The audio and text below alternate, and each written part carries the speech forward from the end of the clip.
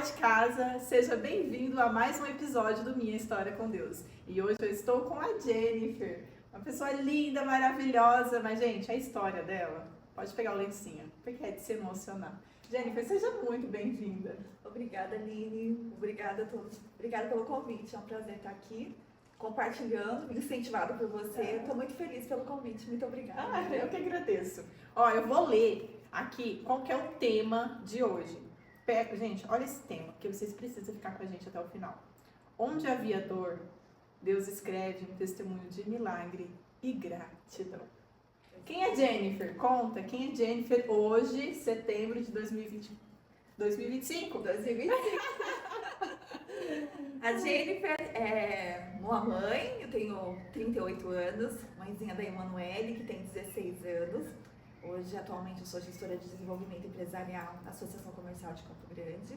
E a Jennifer, com muitas histórias, que passou por um momento bem difícil e onde Deus realmente atuou. E hoje eu sou muito grata a Deus por tudo que Ele fez na minha vida, por tudo que Ele faz. E eu tenho certeza por tudo que Ele irá fazer também. E é um prazer enorme compartilhar um pouquinho dessa história, que eu sei que Ele está me incomodando para compartilhar. A minha história que às vezes eu me travo um pouco, eu não quero falar muito, mas eu vejo que eu preciso, porque através, talvez, da minha história, muitas pessoas podem ser alcançadas e que estejam passando por momentos semelhantes, também parecidos. Vou complementar, e é uma filha de Deus amada. Amém. Já vai começar aqui, não. Lencinho. Jennifer, no momento do diagnóstico, qual foi o primeiro sentimento? A gente sabe que não é esse de gratidão e milagre, a gente sabe que não é esse sentimento, mas qual foi o primeiro sentimento no momento do diagnóstico? Foi assim, dia 21 de julho de 2021, foi quando eu recebi a ligação do médico e o médico falou: gente, eu preciso que você esteja aqui no meu consultório amanhã às 7 horas. Eu, doutor, os exames que eu fiz aí nem não ficaram prontos ainda. Ele falou assim: já ficaram. E aí, automaticamente eu fui lá, peguei já meu papel do exame, coloquei lá para ver. Já estava lá um adenocarcinoma, um câncer maligno. E aí você vai olhar no Google e você tá lá, sua expectativa de vida é 5 anos. E aí? E assim, isso era umas 2 horas da tarde quando eu descobri isso. E aí a gente veio ao chão. E aí você fica sem chão, sem mundo. Aí vem muitas coisas ruins, muitos pensamentos ruins. E eu falo: meu filho não pode saber. Então eu me tranquei no quarto e ali chorei. Foram horas e horas chorando. E o que será? E aí parecia que ia dar o outro dia, ia chegar meio-dia, mas nunca ia chegar essas 7 horas para poder estar lá com o médico. E quando chegamos lá, realmente era um câncer já em estágio avançado. E ele ainda falou assim: você acredita em Deus? Se apega a Ele. E aí foi pior ainda, eu acho. Foi uma situação muito difícil. E a partir desse momento minha vida começou a mudança. Resignificar, dar valor em tantas outras coisas que não davam. Então, no primeiro momento eu só pensava na minha filha, eu falava assim: e aí, o que vai ser se a minha filha não tiver mais a mãe? E na época ela tinha 13 anos e foi onde, quando começou o meu contato, assim, eu sempre já fui temente a Deus, eu fui batizada na igreja católica, já frequentei várias outras religiões também, mas a presença realmente de Deus na minha vida, eu falo, virar da chavinha, foi quando eu descobri. E eu falei assim: isso não vai me derrubar, não. E vamos lá, e foi consulta com os médicos, e aí o médico falou assim: gente, o seu canal é um estágio 4, ele requer cuidado, requer atenção. E aí quando começou ali todo o trabalho, o processo, e aí no dia 21 de julho, no dia 16, eu já estava internada fazendo a primeira cirurgia. Tive corpos técnicos, equipes médicas maravilhosas do meu lado, mas mesmo assim não era sinal de vitória, porque fizemos a primeira cirurgia, deu complicações, tive que fazer novamente essa cirurgia. Após a segunda cirurgia, teve complicações. Naquele momento eu achei que eu não ia mais, porque tudo travava dentro de mim, como se tivesse lá dentro do meu intestino ter dado nó. E isso foi só crescendo. E aí o que aconteceu? A Jennifer teve que ser aberta novamente. E aí foi rumo à terceira cirurgia. Então foram 16 dias dentro de um CTI, sem se alimentar. E aí você mexe com tudo, aprendendo a respirar novamente, aprendendo a andar novamente. E Deus me deu uma vitória linda. E aí acabou essa fase da cirurgia e iniciamos a quimioterapia.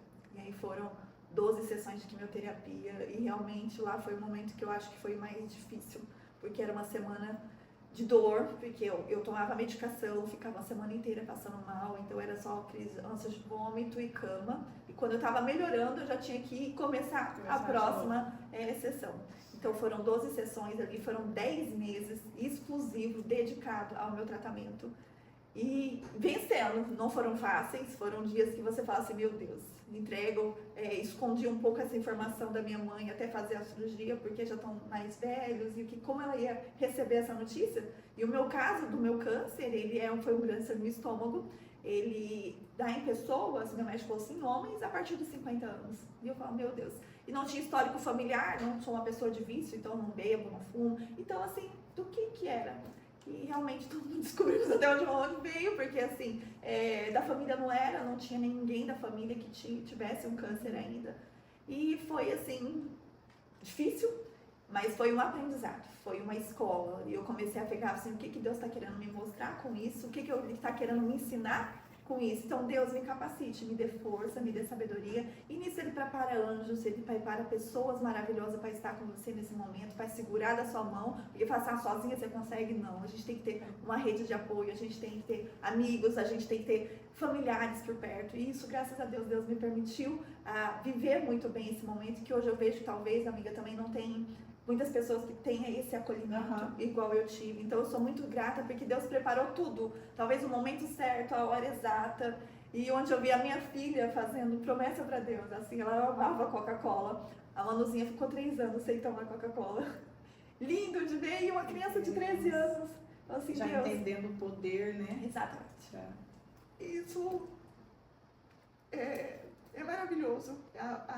O agir de Deus na minha vida. E eu falo para vocês que o que vocês passam, independente que seja da área da saúde ou que não seja, Deus é maravilhoso. Entregue, deposite os seus problemas, as suas aflições a Deus e pode ter certeza que Ele trará a resposta, que Ele será o seu suporte. E é maravilhoso quando a gente entrega e confia a Deus. Coisas lindas e maravilhosas acontecem.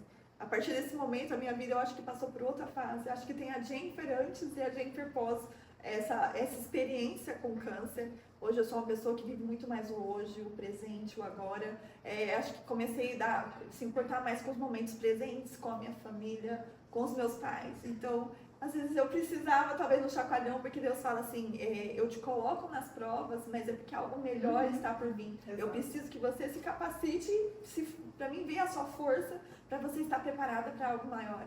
E eu recebi isso e entrei nisso, e é com gratidão que eu posso aqui compartilhar um pouquinho para vocês do amor de Deus que Ele tem na minha vida.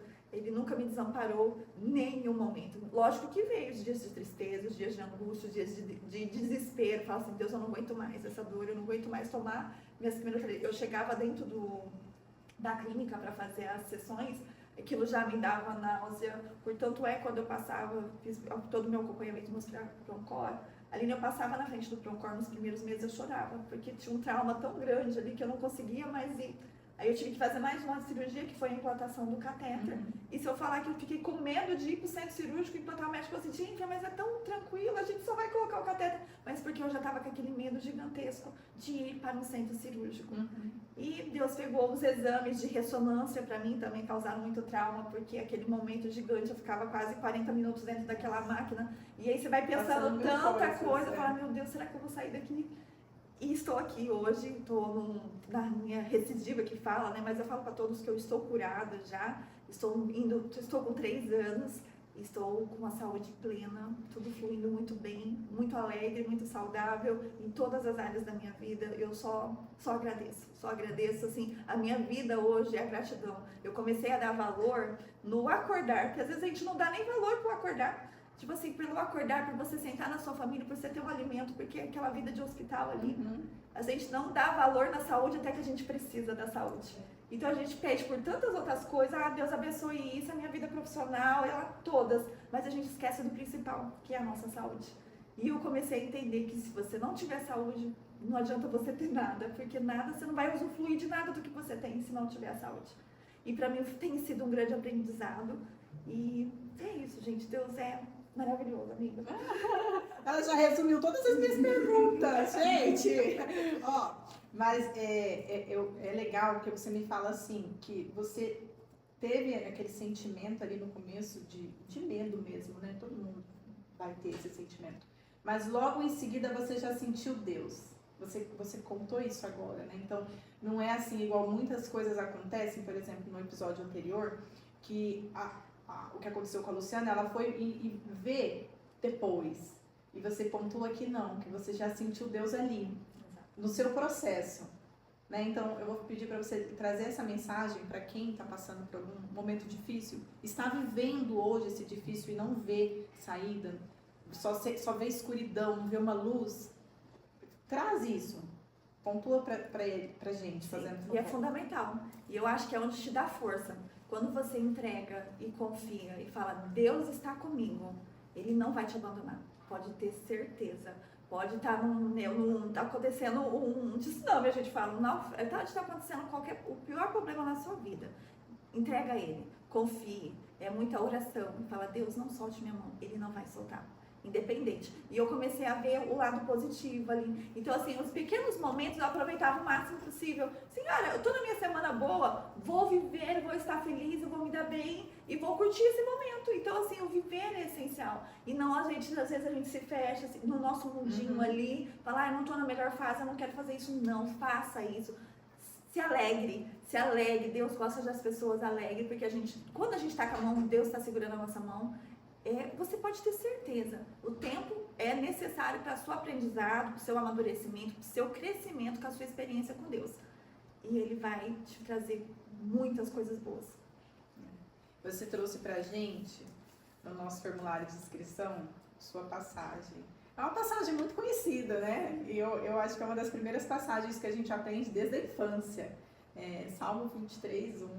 Então, o Senhor é meu pastor e nada me faltará.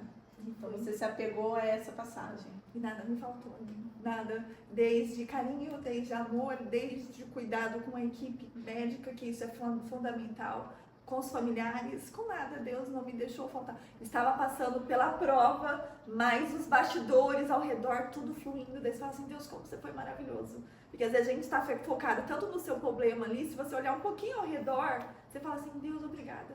O que eu estou reclamando se eu tenho aqui e você está me segurando, eu estou com os melhores médicos, eu tô muito bem em todas as áreas e o que eu estou reclamando?